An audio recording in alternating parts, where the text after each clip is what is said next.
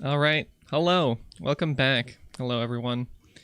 Let's talk about how this Spellslinger, Contagion, Essence Drain, and Soulrend is going.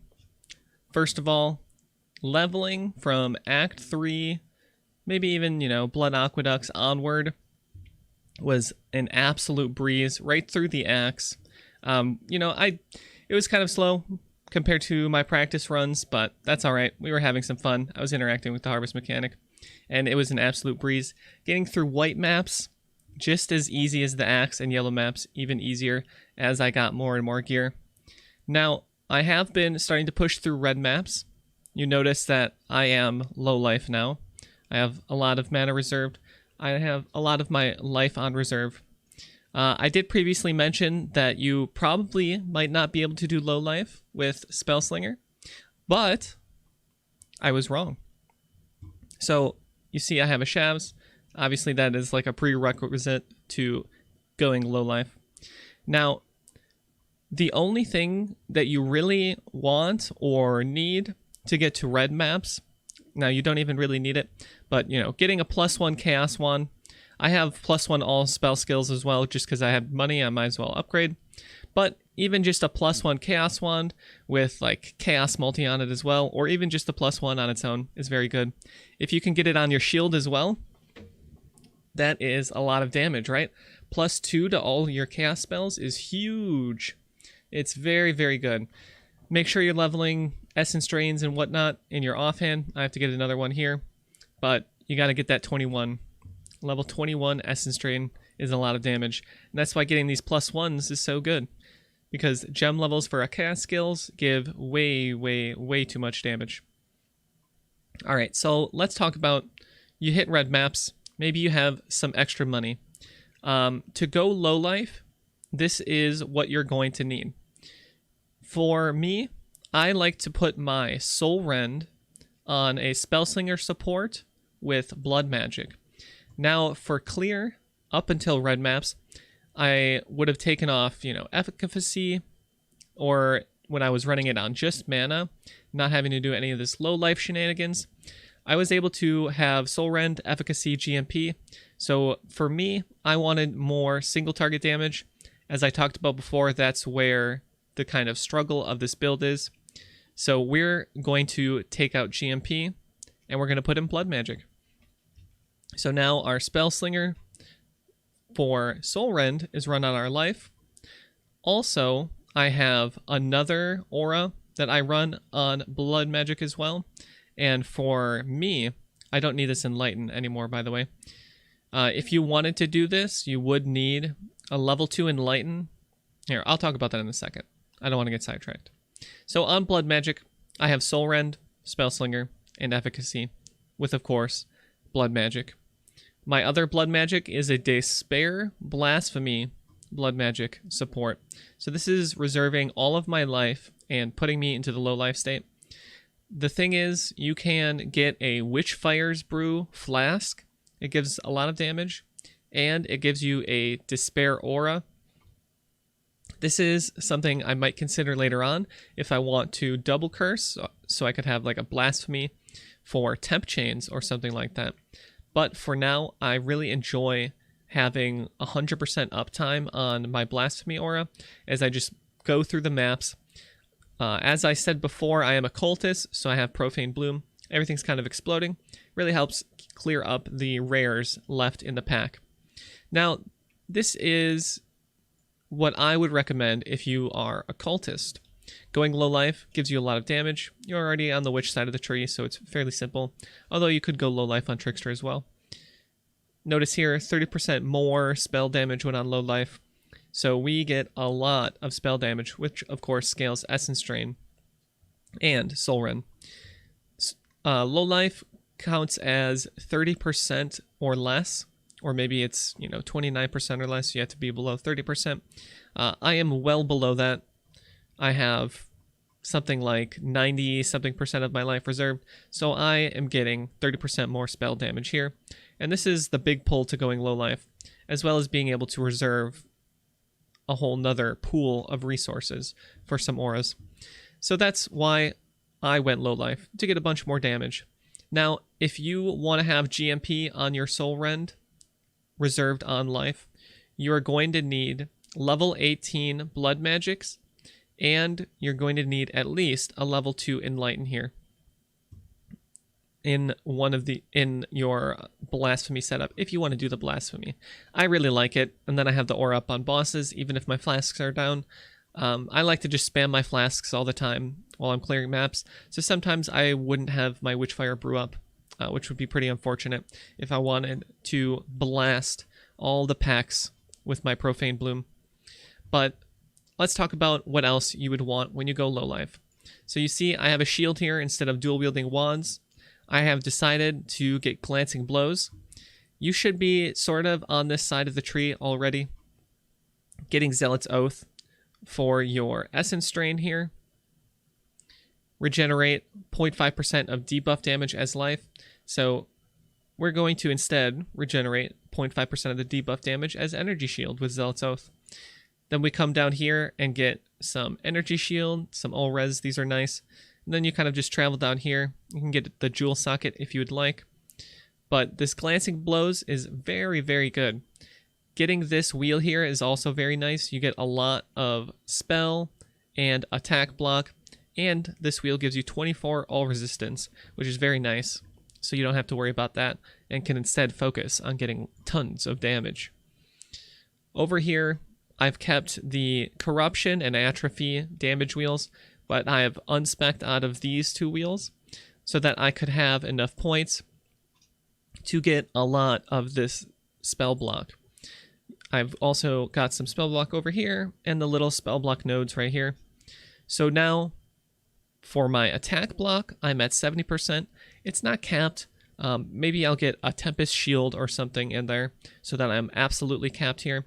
But my spell block is only 56. But on the shield, I have +9 chance to block spell damage if you've blocked spell damage recently. So as long as I block spell damage once, we're going to go ahead and we're going to do 56 plus 18, right? Because this is going to double because of Glancing Blows. So we're at 74 spell block, more than our attack, and it's that easy. Another really, really big quality of life to get with this, obviously, you know, there are some jewels like Energy from Within. These were fairly cheap, transforming this into very nice energy wheel. Getting the Elusive on kill is very good here. But otherwise, you're just kind of going through, getting Energy Shield. You need a few mana reserved. Maybe you want a Conqueror's Efficiency, the Mana Res Jewel. But otherwise, it's just Energy Shield, Spell Block where you can get it, and the 2 damage wheels. Now, this node right here is very good. It gives spell damage per block attack damage. Also, what I really like about this is the 20 chance to avoid elemental ailments while holding a shield. So we are at 20% chance to avoid being shocked, ignited, chilled, frozen, sapped, brittled, all of that stuff, all of that really, really annoying stuff. Now, in a siege map, a tier 13, I believe siege is, you can find a craft for your gloves and for your helmet for a 21 to 25 chance to avoid elemental ailments. This is a 2 chaos craft, and it is so good. So look at this. We are at 25 here, 22. So now we are at 47.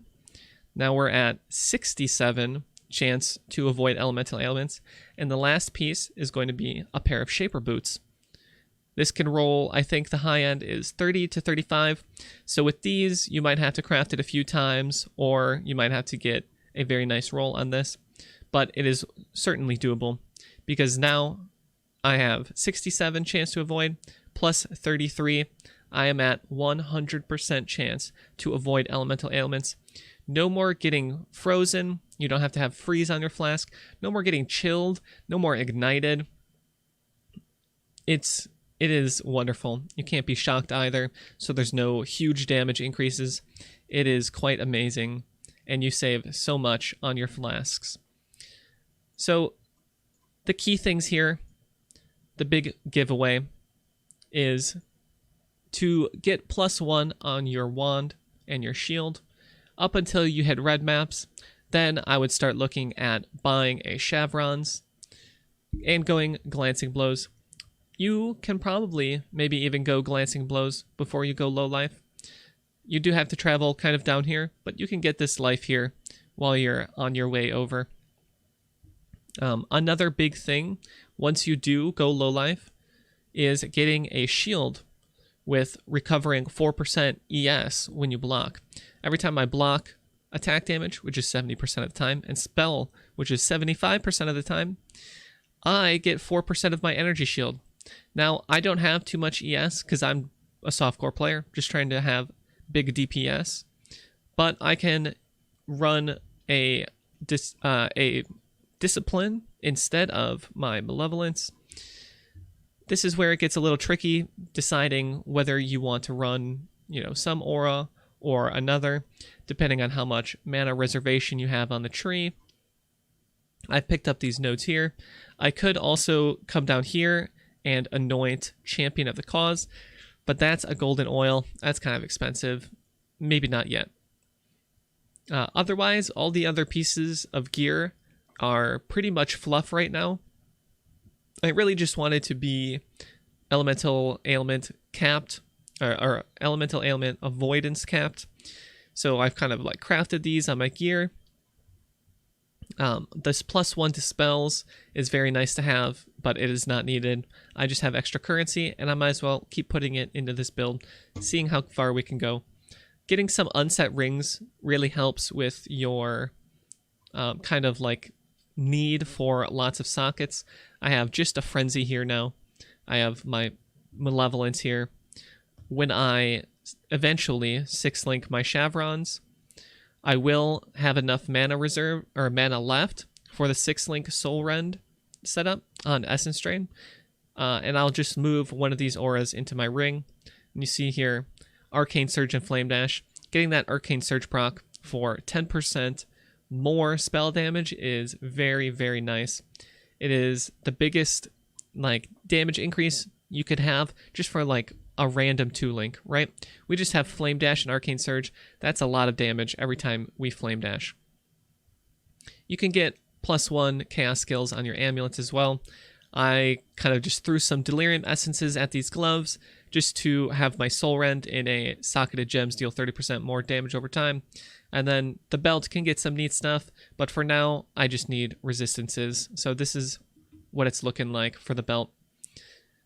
Otherwise, some big things that I am looking forward to with this build are getting my 6-link Shavs, and if you might be able to anoint Champion of the Cause, get a Malevolence, has reduced mana reserve on your helmet, and getting a Malevolence and Discipline and an Enlighten setup.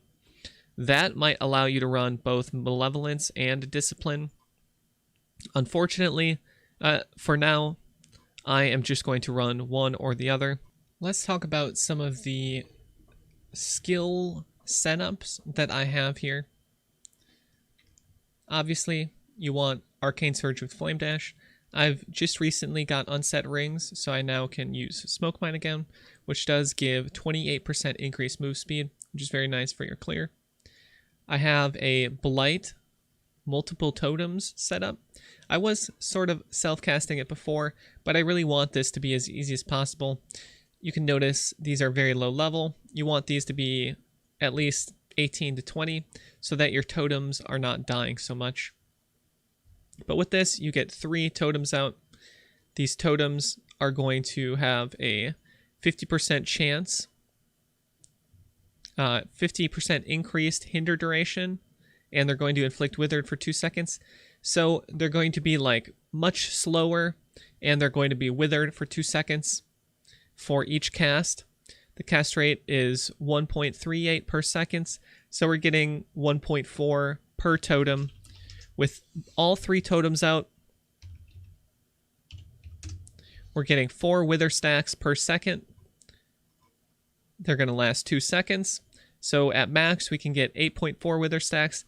but we're also inflicting Wither for 15 seconds because we are a cultist, as long as we are nearby with Withering Presence. So we should be able to get to the Withered cap after a few seconds of combat, which is perfectly alright. We have our Spellslinger support here. Spellslinger, increased area of effect, and Contagion, so that our Contagion with the Essence Drain dot damage keeps spreading to more and more enemies. It is spreading through the Contagion area of effect, which is why we have increased AoE linked to it. I also have found out from another player named Carve that item rarity will actually give you a lot of uniques when you link it to Contagion. This is because even if the Essence Drain damage that has spread kills the enemies, it is technically counted as the Contagion's kill.